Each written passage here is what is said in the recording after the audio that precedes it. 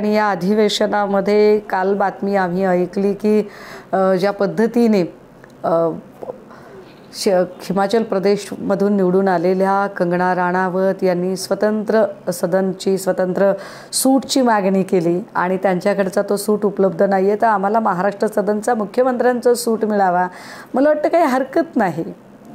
म्हणजे हिंदुत्वासाठी सन्माननीय मुख्यमंत्री शिंदे साहेबांनी एवढा काही त्याग केलेला आहे की हिंदुत्वासाठी अहोरात्र झगडणाऱ्या कंगना राणावत यांना जर मुख्यमंत्री महोदयांचा सूट आवडला असेल तर महाराष्ट्राचे मुख्यमंत्री शिंदे साहेब सूटच काय, गरज पडली तर त्यांच्या मुख्यमंत्रीपदाची खुर्चीसुद्धा कुर्बान करतील.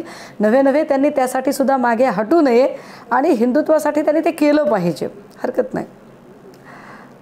राहिला प्रश्न पण या सगळ्यांमध्ये ना, मला असं वाटतं की जेव्हा आपण या सगळ्या हे नॉन इश्यूज आहेत, या नॉन इश्यूजवर जेव्हा आपण चर्चा करतो ना, तेव्हा मूळ इश्यू बाजूला राहतो. तो मूळ इश्यू हा आहे की 22 जानेवारीला अत्यंत वाजत गाजत आणि जगभरात गाजावाजा करत ज्या राम मंदिराच्या प्राणप्रतिष्ठेचा कार्यक्रम घेतला गेला त्याच्या मुख्य गाभाऱ्यामध्ये पहिल्याच पावसाने गळती होते अशी जी बातमी आली, ती बातमी अत्यंत गंभीर आहे. फक्त चिंताजनक नाही तर ती सरकारसाठी कमालीची लज्जास्पद आहे.